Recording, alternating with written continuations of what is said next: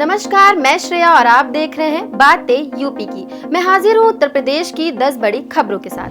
माध्यमिक शिक्षा परिषद ने परीक्षा फॉर्म भरने की तिथि एक बार फिर बढ़ा दी है। अब विद्यार्थियों को 100 रुपए विलंब शुल्क के साथ 20 सितंबर तक चालान जमा करना होगा। उसके बाद 25 सितंबर तक वेबसाइट पर विवरण अपलोड करना अनिवार्य होगा।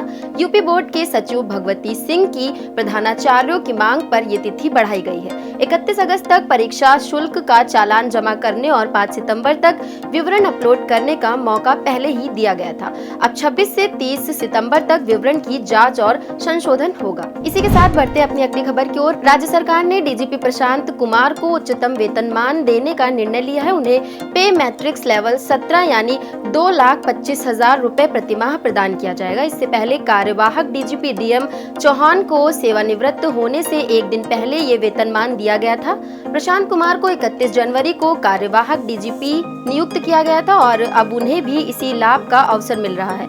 इस निर्णय से प्रशासनिक उच्चाधिकारियों को महत्वपूर्ण संकेत मिलेंगे। इसी के साथ बढ़ते अपनी अगली खबर की ओर। अलीगढ़ मुस्लिम यूनिवर्सिटी के संस्थापक सर सैयद अहमद की जयंती 17 अक्टूबर को सर सैयद डे के रूप में मनाई जाएगी। इस अवसर पर गुलिस्तान सैयद में कार्यक्रम आयोजित होगा, जिसमें शिक्षाविदों और विद्वानों का सम्मान होगा। 20 आवासीय हॉलों में 37,000 विद्यार्थी रात्रि भोज करेंगे। सर सैयद हाउस में सर सैयद के लेखन, पुस्तकें, चित्र और व्यक्तिगत सामान की प्रदर्शनी लगाई जाएगी।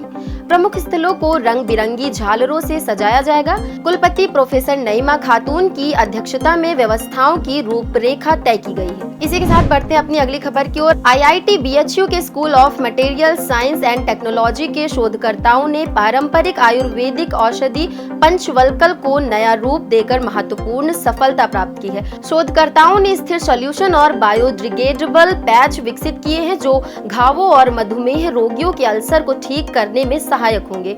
इस शोध को 2 पेटेंट मिल चुके हैं। इन उत्पादों को क्लिनिकल परीक्षण सफल रहा है। ये दवाएं इको फ्रेंडली, बायोडिग्रेडेबल और सस्ती हैं और अब बाजार में उपलब्ध हैं। इसी के साथ बढ़ते हैं अपनी अगली खबर की ओर। लखनऊ में मध्यम और एसयूवी कारों की बिक्री में 12% तक की गिरावट देखी गई है। पिछले 3 महीनों से ये स्थिति बनी हुई है और औसतन बिक्री 7,000 से घटकर 6200-6300 प्रति माह रह गई है।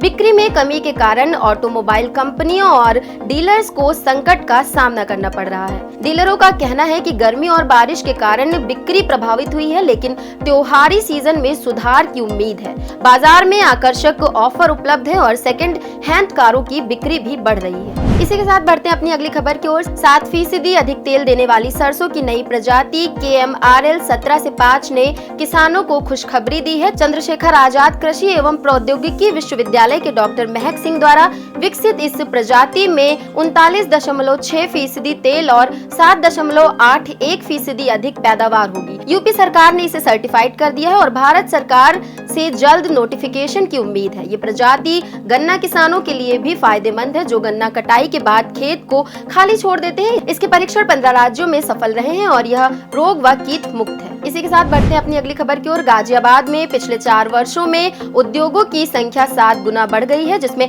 8.5 लाख युवाओं को रोजगार मिला है। औद्योगिक नगरी गाजियाबाद में इंजीनियरिंग, मशीनरी, गवर्नमेंट और अन्य उत्पादों को 1,14,360 MSME इकाइयां संचालित है। सालाना लगभग 22,000 करोड़ रुपए का निर्यात हो रहा है। जिले में 33,397 मैन्युफैक्चरिंग, 44,100 सर्विस और 36,863 ट्रेडिंग इकाइयां हैं। गारमेंट इकाइयों के लिए ट्रॉनिक सिटी में अपैरल पार्क विकसित किया गया है। आईआईए गाजियाबाद चैप्टर के अध्यक्ष संजय अग्रवाल और उपायुक्त उद्योग श्रीनाथ पासवान ने इस तेजी से बढ़ते औद्योगिक क्षेत्र की सराहना की है। इसी के साथ बढ़ते हैं अपनी अगली खबर की ओर। उत्तर प्रदेश की योगी सरकार ने गन्ना पेराई सत्र 2024-25 के लिए गन्ना सट्टा एवं आपूर्ति नीति जारी कर दी है। इस नई नीति में लघु किसानों को प्राथमिकता दी जाएगी। साथ ही चीनी मिलों को पहली बार मशीन से गन्ना कटाई की अनुमति दी गई है। ड्रिप इरिगेशन वाले किसानों को अतिरिक्त लाभ मिलेगा। 30 सितंबर तक नए समिति सदस्य बनने वालों को इसी सत्र से गन्ना आपूर्ति का लाभ मिलेगा। गन्ना प्रजाति को 15,023 के किसानों को भी 6वें पक्ष से अतिरिक्त बॉन्डिंग की सुविधा प्रदान की गई है। इसी के साथ बढ़ते हैं अपनी अगली खबर की ओर। उत्तर प्रदेश के 9,900 परिषदीय प्री प्राइमरी स्कूलों में अब बच्चों को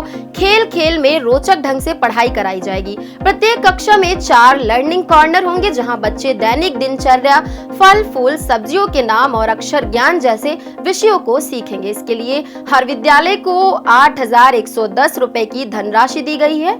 इन कॉर्नर्स में बच्चों के लिए प्लास्टिक आकृतियां, खिलौने और कला सामग्री होगी, जिससे वे सीखने के साथ साथ मनोरंजन भी करेंगे। इस पहल का उद्देश्य बच्चों के व्यक्तित्व और सीखने की प्रक्रिया को मजेदार और प्रभावी बनाना है। इसी के साथ बढ़ते हैं अपनी आखिरी खबर की ओर। उत्तर प्रदेश में विधानसभा उपचुनाव की तैयारियों को लेकर मुख्यमंत्री योगी आदित्यनाथ ने मंत्रियों के जिलों के प्रभार में बड़ा फेरबदल किया है। 75 में से 73 जिलों के प्रभारी मंत्रियों को बदला गया है। मुख्यमंत्री और दोनों उप मुख्यमंत्रियों को 25-25 जिलों की समीक्षा की जिम्मेदारी दी गई है। सभी मंत्री अपने प्रभार वाले जिलों में हर महीने दौरा करेंगे और 24 घंटे रुककर विकास कार्यों का निरीक्षण करेंगे। साथ ही प्रधानमंत्री नरेंद्र मोदी के जन्मदिन पर 17 सितंबर को स्वच्छता अभियान के तहत प्रभारी मंत्री अपने जिलों में विशेष कार्यक्रमों में भाग लेंगे। तो ये थी दिन भर की 10 बड़ी खबरें। ऐसी ही खबरों को देखने के लिए देखते रहें और करते रहें बातें यूपी की। धन्यवाद।